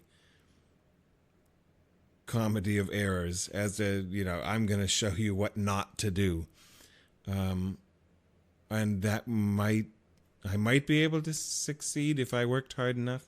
But yeah, no, the whole thing, it's just really bad philosophy. But this is the version of bad philosophy to select because of its mimetic success. Right. It's this particular paper and argument and individual appear to be very successful in my culture, in what I've been exposed to. This shows up everywhere. And on that ratio, it scores highly. Success to crappiness ratio, it's very high. So that's why it goes in the museum. Uh-huh. But, that's just part of it. That's not the whole thing, but that's sort of the insult to injury. I guess, in some ways. Or, yeah, what is it? Is it the whole damn thing? Now it's the idea that it's popular. So it's the idea itself, it's the bad philosophy, and it's popular. Is that also, I mean, basically what you're saying? I'm trying to figure out what the idea itself even is. Like, what do you think there is an idea here? Or is it just bad storytelling? I mean, like you were saying, it's a story. A guy's telling a story. I think his methodology is mistaken in the first place, and then he does a bad job of executing it. But examining one's intuitions through non-actualizable, far-out hypotheticals is, if anything, an exercise in anthropology. It's not philosophy. Well, I guess I was thinking that the idea is that the Turing test is irrelevant because the computer program or what have you will never understand what it's doing. I think that's his idea. Is What? that the Chinese room? The idea of the Chinese room is that the Turing test is an irrelevant test because no computer will ever understand, in the way that brains understand the hardware or whatever, what it's doing, what it's saying, what its interactions are. I think that's how I think I would summarize John Searle's position with the Chinese room. I mean, are you still thinking, what? Mm-hmm. Well, to that, I reiterate my interpretation of what I take to be Turing's motivation in putting the Turing test forth in the first place. He's got all of these people, like he's got these John Searle-esque people around who are saying, computers can't X and will never X.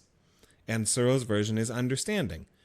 And Turing is saying, okay, what the hell's understanding? And as we've already established, we don't fucking know. I don't know what understanding is, and Searle doesn't tell us. He says he doesn't have to tell us. So Turing says, well, that's kind of frustrating. You're bashing my enterprise because it fails on a score that you won't tell me what success would mean. So how about I give you something else? A test that I can pass. So I feel like if what you were saying is what Searle would say, and he's just misunderstanding the Turing test. It's not irrelevant, that's what makes it relevant. The move you're making is what makes the Turing test relevant. Yeah, but I think that Searle's recommendation to these artificial intelligence researchers would be stop doing it. Stop trying to make it understand. It'll never understand. What was the primary motivation that John Searle had for the idea in the first place? All I can guess to answer that question is to maintain human specialness. He wouldn't be asking anyone to stop their researches. And so let me briefly read you this part that you probably also read, but So he goes through a series of rhetorical questions, says, could a machine think? The answer is obviously yes. We are precisely such machines. So he's a materialist. Right. He doesn't want to claim we have souls or whatever. He thinks we already are machines. Yes, but could an artifact, a man-made machine, think? Obviously yes, says Searle. If you can exactly duplicate the causes, you duplicate the effects. And then, well, could a digital computer think? Yes. We are the instantiations of any number of computer programs, and we can think. But could something think, understand, and so on, solely in virtue of being a computer with the right sort of program? Searle says, I think this is the right question to ask, and the answer is no, blah, blah, blah. So what he thinks is that artificial intelligence research is great, but that what we should conceive of it as is simulation, not duplication. Right. He talks a lot about, you make a hurricane in the computer and nobody thinks you're going to get wet. But that doesn't mean he would ask the meteorologists to stop doing computer-based climate modeling. So I think he'd be fine with all of that. He just is saying, don't overstep your bounds and claim you can do something you can't do. And then, which isn't that what they were attempting to do, though? Sorry. That we should spend more time attempting to duplicate these quote-unquote causal powers. Like we should do more... I don't know if he would literally want us to change the hardware and do like neural net type stuff, but not only simulate it in the software, but literally like make them. I don't know exactly what he would want, but he would emphasize something more along the lines of duplicating the causes. All right, so you were saying what? Well, aren't they doing that? Well, I mean, I just thought that wasn't that the what he was responding to was that people were saying, we're attempting to essentially duplicate, understanding or something along those lines. Strong AI was, he says, that, appropriately programmed computer literally has cognitive states, and that the programs thereby explain human cognition. And so, with respect to what these people are doing, he would say, I recommend, you not pursue that, but pursue, it in a different light, or maybe pursue weak AI, because I think that's great, or whatever. Like, I just thought that, from I haven't studied it nearly as much, but I just thought that's kind of what he would, if he had to recommend anything, that would be one of the things is, you're never going to do it the way you're doing it, or something along those lines. But I don't know. If what he were saying was, don't try to make your computers understand, that's also something that I would say, but for very different reasons, I think.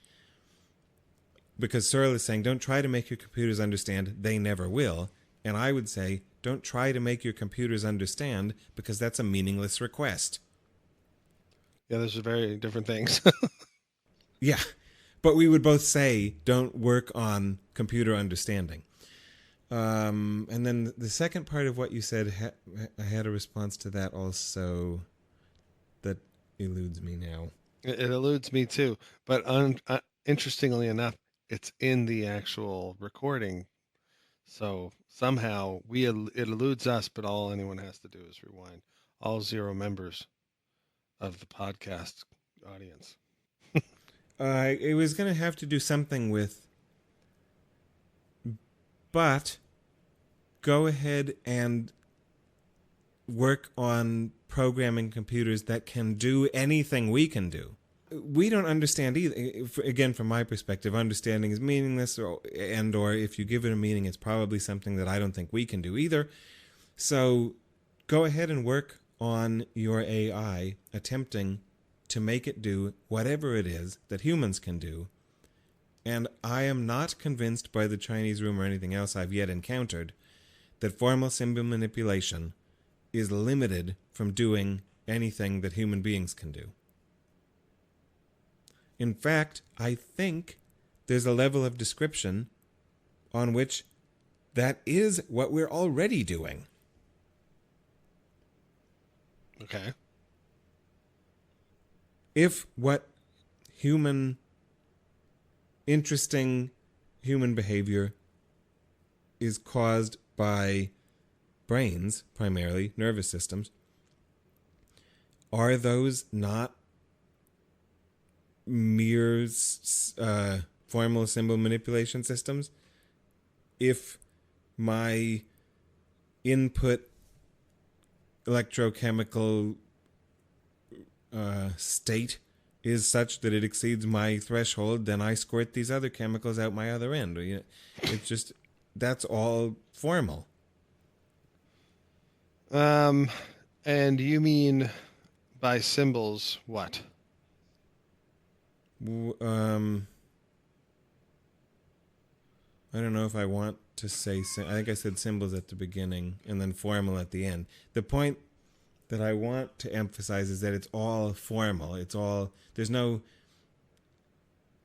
of these undefined terms necessary. Semantics, intentionality, meaning. None of that is involved. It's just, I'm very mechanistically programmed, set up, determined that if I'm an if-then box, and then you know, isn't that mostly that's Right. obviously oversimplified, but isn't that primarily what our current neurobiological theory is? Yeah, I don't know. We've obviously not prepared for this particular conversation. Not that I've like prepared for the other one either, but we've clearly like verged into the neuroscience territory. One of the things I did want to ask you though was, and I don't know if I'm summarizing it correctly, but you had said something to the effect of there's a various number of words, understanding, intentionality, and so on and so forth, that are, I don't have the right wording for it.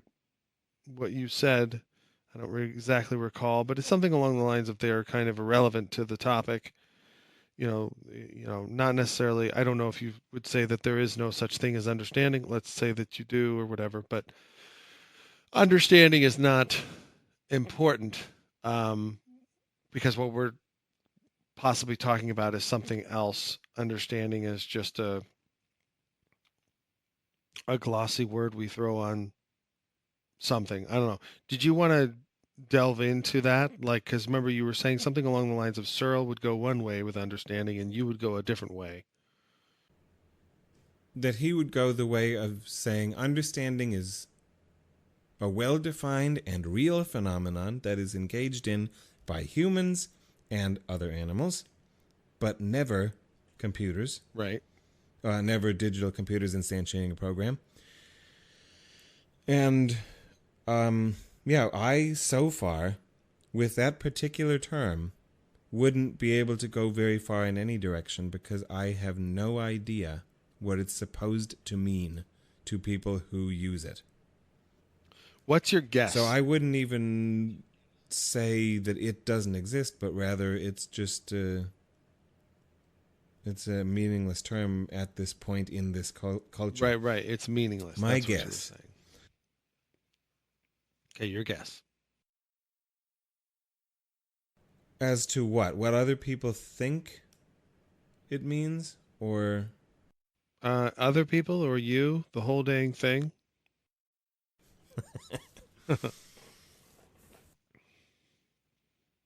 What is understanding? So, I don't know what other people think about this. I think that this is one that other people just use without... They just kind of know what sentences it fits in, but don't really think about what it means. Mm-hmm. Something like a facility of manipulation of... Like, if I understand some domain or some activity, if I understand welding, whatever, then I can, in general, get along if I attempt to engage with the domain that I'm said to understand. Mm-hmm. So you're getting along is like you're able to form, particular responses that might be fruitful to your continuing, appropriate, for the continuation of whatever the operation is. Something along those lines. Yeah. I thought about this, and so I actually have, and I don't know if we want to go in this direction. I think we should. Why not? Because it's Bring it. It's time. But it's something I'm going to throw it out there, and at the end of this, we don't have to. It doesn't have to be a thing. It could have been adequately taken apart and considered not very useful or whatever, or not accurate, or maybe whatever it is I'm saying the definition of understanding might be. Maybe whatever it is I'm talking about doesn't fit what people might have wanted it to be about, like in the dictionary and stuff, or what people have been using it as being. Anyway, without further ado, my thinking is this, and it's just fun to think. To understand is for a system to conceive or form an ad hoc model of the relationships that produce a pattern or behavior, like a process, through various correlations and inferences. And this ad hoc model can be verified through an investigation with or of the producer of the pattern or behavior.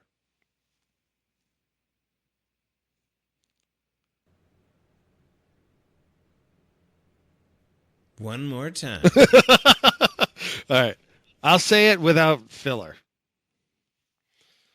To understand is for a system to form an ad hoc model of the relationships. So it's like an adaptive system, I suppose. It takes in information and it formulates, the kind of arrangement it requires in order to produce some kind of response, let's say. So to understand is for a system to form an ad hoc model of the relationships that produce a pattern or behavior, and to do this through various correlations and inferences. It can be verified through an investigation with or of the producer of the pattern. So you can ask, did you mean blah, blah, blah, like to another person or whatever? And they can say, no, that's not what I meant. So your ad hoc model, your little thing that you just produced because you're not quite sure what the hell's going on, because you think, well, I'm correlating things that they said, I'm inferring some things or what have you. And maybe I can be specific and say a cognitive system or something like that. But nonetheless, I'm just saying a system. You're kind of coming up with some way to repaint or repattern what it is that you think you're seeing or observing or taking in. And then you can verify that by investigating in some way, form, or another, or, literally inquiring with the producer of the pattern about the pattern. Like, what, are you doing this? And the person can be like, no, I'm not. Or they can be like, yeah, that's what I'm doing. Whether or not understanding is exact in any particular way is not important. It's just that you're trying to find some type of coherence with something, I don't know. It's kind of how I think of it. If I think I understand what people are saying. With that version, it sounds like it works really well for the type of usage that we, one of the ways that the word understanding is used nowadays is in a phrase, my understanding is, and then you kind of give your model, right? Yours works really good for that. Right. I don't know if it works well on, for me, understanding at least connotes factivity. Like that it's truth functional or something. If you understand it, then you have an accurate model. That there's something that makes some models understandings and some not, and it has to do with whether or not they're accurate. What do you think about that part? Well, I would just say my assumption is that you're fallible, I'm fallible, and we're, understanding is like an educated guess. And then I can kind of get some kind of congruence by inquiring with you whether or not my guess is a good formulation. And, and you've got to kind of contemplate, or, whatever it is, you've got to kind of have some systemic arrangement going on with you that helps you then try and confirm or, whether it is the things that I say to you make sense in some way. They don't cause any real big alarm bells to go off, and you're like, yeah, that's what I mean. Or maybe you've run across the things that I'm saying. Maybe, there's always adages and little aphorisms that people throw out there, and you've heard them before. Maybe you've thought about them or whatever. And so when someone says that, you're like, yeah, I wasn't thinking. Yeah, that makes perfect sense or whatever. So it's all about just some form of agreement. And understanding is just sort of that little model you produce of the situation. And you're like, I think this is what's happening, and you can verify whether or not, you know, the river is doing the thing you think it is, or the person you're talking to is doing what you think it is. But it's always going to be relative to the moment. And over time, these things are going to change. Maybe you'll acquire more information. Maybe you'll forget some pieces of the model that you initially formulated. But it just keeps going. And so it's always going to be a little ad hoc. It's never, because, you're just a fallible human with a brain that doesn't remember everything and can't do everything. But you're trying to get at the basic crux and core of things. Some people do it better than others, I suppose. That's what I was thinking when we want to talk about understanding. I when I thought about it, I thought, well, I'll throw that out there. There's a lot that I like about it. One thing that I feel it wouldn't allow me to say, again, just kind of looking around for how I now might employ the word understanding in a sentence, and I think with your definition this might not work so well, is could I ever say, well, man, I went and tested it like Ryan told me to, and it turned out I was totally wrong. Like, I thought I understood how rivers flowed, but it turned out that I was way off.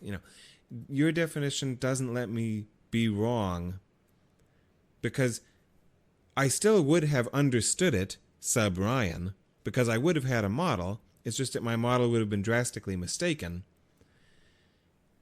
So in what I take to be 2018 American understanding, they would be able to say, I thought I understood, but I was wrong. And Ryan's version wouldn't be able to say that. Well, I would think that you would just be able to then categorize that once you tried to verify if, with the producer of the pattern. And it could even be just something like, you're trying to, phrase what someone wrote or something. And you think you remember what it was, and you think you have an understanding of what it was they were saying. But then you go back to the text, the original text, and you're like, oh, shit, I misunderstood it. So my little ad hoc model didn't kind of match. And, of course, you're probably modeling the entire time that you're reading it.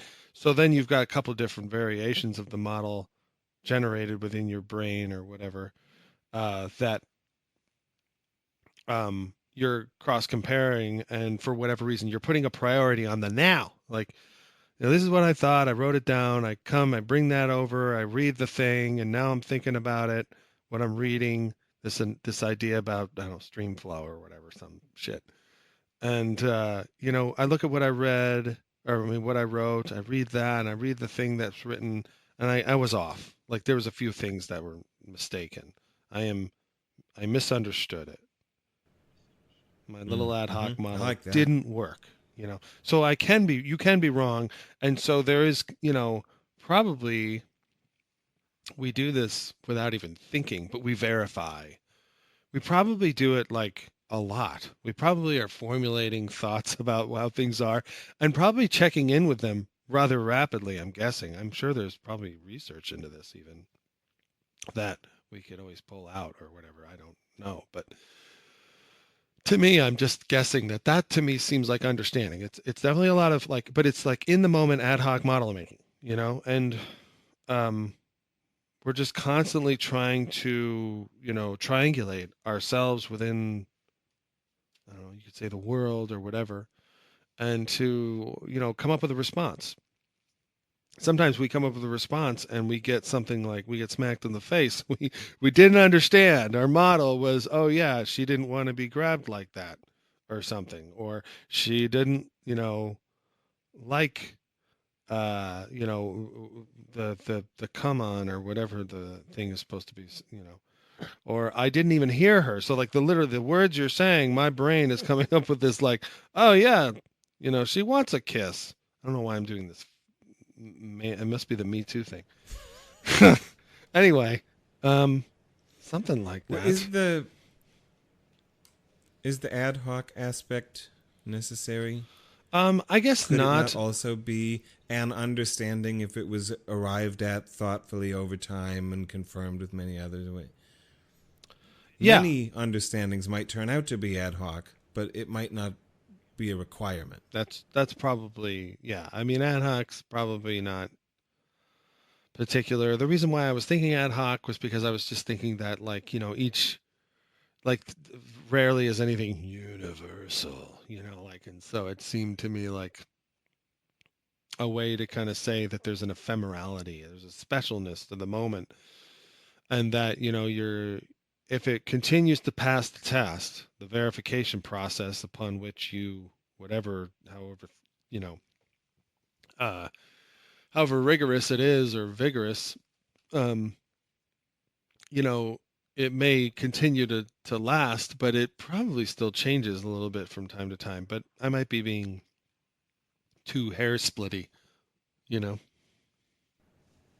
can't get too hair splitty for Dawdler's philosophy. Well, yeah, I don't know. I like it. All right. I think that's good. It seems pretty similar to what my ad hoc version was, right? Yeah. Notice or ask yourself, my understanding of your definition of understanding and of computers, it'd be pretty frickin' easy for a computer to have that. Yeah, I would think. That's We interesting. probably have ones now. Like a self-driving car program Right. must have that Orion understanding of many things. I imagine, yeah, I would probably be correlating, inferring. It's having to figure out the depth and the distance. I mean, the whole like self-driving car analogy or example is a good one. Or if you're even driving, sometimes if you're backing up and there's cameras in the back of your car that are functioning, as to be able to tell the distance between your fender and another fender or something like that. It does this like beep beep beep, and I don't know if you've rented any cars recently, and the high end ones. I haven't, but I've heard. I watch a lot of YouTube. But yeah, I mean, there's that kind of thing is happening all the time, and you're sort of creating a model.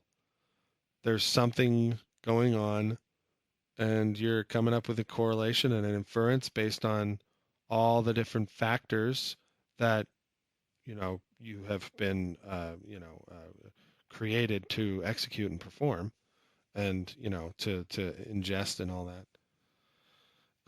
Yeah, I mean, maybe even sometimes some of these things, verification can be like, shoot out a laser and be like, beep, beep, beep. Okay, that is exactly the distance I think it is, or whatever. Like I estimated correctly.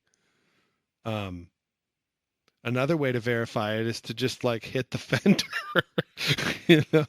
Anyway, so yeah, that's sort of to me seems like something a computer could do. But I mean, that's just what I think that. When I think about, okay, well, what's going on in brains and thinking, and even just not even just brains, just like thoughts, like when you're actually trying to, when you're reading something, like and you're putting all those patterns together, what are you doing? You have a whole bank of previous things that you're working out of. And so you're trying to associate and you're trying to put, it's happening probably quite quickly, faster than John Searle can pump out Chinese from the room. And so I don't know. I'm probably talking too much. Yeah, wouldn't it have, it can be done, John. We can talk about the definition of understanding and try to come up with one. Jesus. And then, once done, after that we can check and see if computers can do it or not. Seems to be a methodological order that I prefer. I like it. I know, it's fine. It's funny because you talk about definitions in the way that I think people talk about, scientists particularly talk about hypotheses, or when they, especially in the healthcare science research field, they love to do protocols. I mean, any kind of labby type science, I suppose, loves to do a protocol. You stick to the protocol, you go through with it, and then you get your results and you put it out there. You can be like, yeah, we had this protocol. That way everybody can be like, okay, we're going to check to see what you said you were going to look for. So you can't kind of fudge it, later behind the curtain and be like, oh no, this isn't this awesome, the actual, I'll be brief, but there are these like primary outcomes that in particular, like if you're going to like test a drug and do clinical trials or whatever, you kind of say like, this is what we're looking for. Like, this is what we're trying to, if it's, depression or whatever, this is what we're trying to ease the pain of or whatever. These are our primary outcomes we're looking for. And then there's a whole bunch of secondary ones that, through our sort of preliminary research that we did, we think might be irrelevant. And if you put your protocol out there for all to see, then if you come back and you have this big paper about some secondary outcome that, happens to be really a great positive result or something like that, they can kind of be like, yeah, but what you set out to do failed miserably or whatever, and they can be like, yeah, looks like you're dodging, because you said this was your protocol. Or even then, like sometimes if you don't stick to your protocol, you just keep changing it a little bit by a little bit, and by the end you just change it till you get some kind of result that's positive, and then you publish that or whatever and get rich and famous or something like that. Same thing with a hypothesis. You start out, you just be like, bam, this is the hypothesis, and I'm going to go out and test if it's at all somewhat accurate or something, or if the information we can collect will corroborate the idea, instead of saying like, well, this was the hypothesis, but then I kept changing it, and then finally I got the result that I liked. And in this case, it's like there's like not even a hypothesis. There's like nothing. It's just like boom, and then yeah. Anyway, sorry. So that's why I think when you talk about definitions, it's sort of the same maneuver. Yeah, I think there's a lot of good things about that pattern of behavior, and that semanticists would do well to approximate it more often. Damn right. I want to say something. I'm proud of us. We went over 2 hours. We were like, how long is it going to take to talk about John Searle in the Chinese room? And mission accomplished. Hell yeah. We can do it. Yeah. So anyway. And expanded our list of future topics, and yeah. All right. Well, did you have any other? I'm ready to call it here. You're ready to call it. Okay. No, that's fine. All right, Zero members. Fokker out.